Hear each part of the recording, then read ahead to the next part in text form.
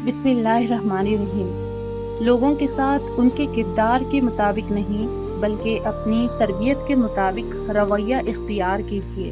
عورت کو دنیا کے کوئی کام نہیں تھکا سکتے، لیکن اگر رویوں میں کڑواہٹ آ جائے تو مضبوط سے مضبوط عورت بھی تھک کر ہار جاتی ہے۔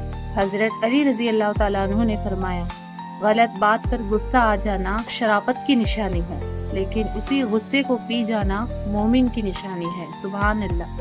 اللہ دیر انہی کے لیے کرتا ہے جس کا مانگنا اسے بے حد پسند آ جائے۔ ہمارا رب اتنا مہربان ہے کہ جانوروں کو پانی پلانے پر بھی جنت عطا کر دیتا ہے۔ بے شک سبحان اللہ۔ کچھ رشتے اللہ تعالیٰ خود ختم کرواتا ہے تاکہ ہماری زندگی خراب نہ ہو سکے۔ بے شک وہ جو کرتا ہے بہتر کرتا ہے۔ انسان کی عقل اتنی سی ہے، اسے جانور کہو تو غصہ آ جاتا ہے، شیر کہو تو خوش ہو جاتا ہے۔ سیمنٹ سے بھی ایک نصیحت ملتی ہے، جوڑنے کے لیے بھی نرم ہونا ضروری ہے اور جوڑے رکھنے کے لیے بھی سخت ہونا ضروری ہے۔ دوسروں سے حسد کرنا چھوڑ دیں۔ اللہ اگر کسی کو کچھ دے رہا ہے تو وہ آپ سے چھین کر نہیں دے رہا۔ بے شک چلو مسکراتے ہیں ان حادثوں پر جنہیں خود پر حاوی دیکھ کر لگا تھا کہ زندگی اب ختم ہونے والی ہے، اور سکون تو اس بات کا ہے لوگوں سے بہتر مجھے میرا اللہ جانتا ہے۔ مسلمان کی نیت اس کے عمل سے بہتر ہے۔ اللہ پاک نیتوں کو دیکھتا ہے۔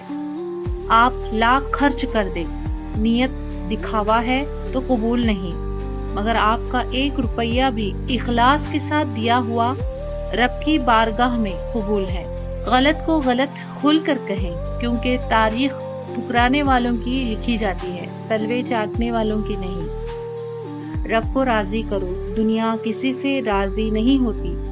کبھی کبھی کھو بھی جانا چاہیے، یہ دیکھنے کے لیے کہ کون کون تلاش کرتا ہے۔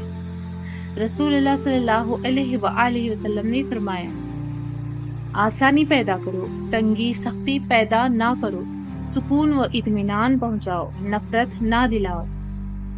اللہ ضائع تو کچھ بھی نہیں کرتا، نہ کوئی دعا، نہ نیکی اور نہ کوئی آنسو۔ اس کے ہاں ہر چیز کی قدر ہے۔ وہ بہترین وقت پر بہترین بدلے سے نوازتا ہے۔ پانی اور نماز ایک جیسے ہیں۔ پانی محتاج نہیں پینے والوں کا، اور نماز محتاج نہیں پڑھنے والوں کی۔ خاموشی ایک ایسی عبادت ہے، فرشتہ اسے لکھ نہیں سکتا، شیطان اسے بگاڑ نہیں سکتا، اور رب کے علاوہ کوئی جان نہیں سکتا۔ خوبصورت زندگی کا مطلب یہ نہیں کہ سب کچھ پرفیکٹ ہو، بلکہ خوبصورت زندگی وہ ہے جس میں دل مطمئن ہو، نیت صاف ہو، تعلقات میں سلوک ہو، نعمتوں کی قدر ہو اور ہر حال میں اللہ کا شکر ہو۔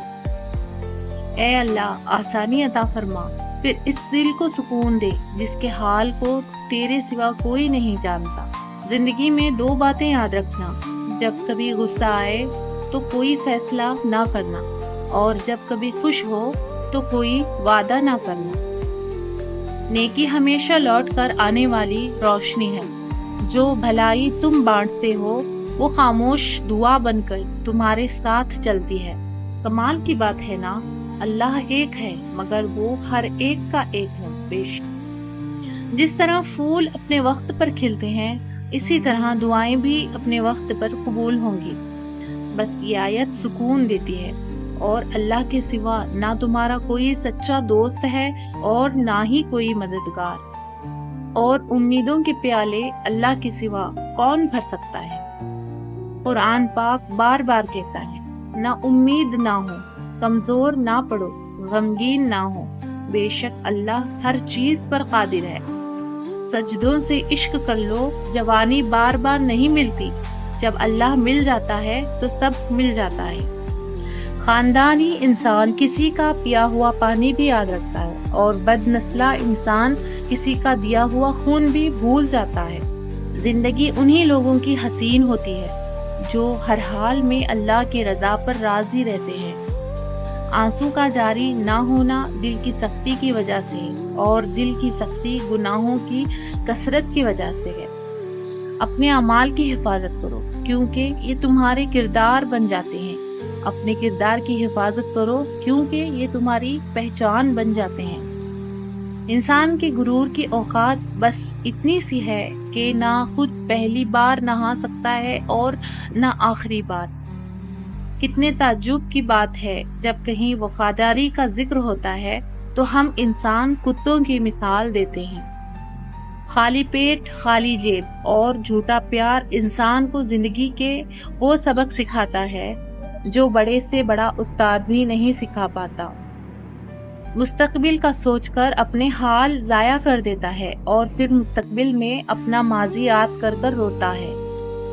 پرندے اپنے پاؤں اور انسان اپنی زبان کی وجہ سے جال میں پھنستے ہیں۔ گفتگو میں نرمی اختیار کرو، لہجوں کا اثر الفاظ سے زیادہ ہوتا ہے۔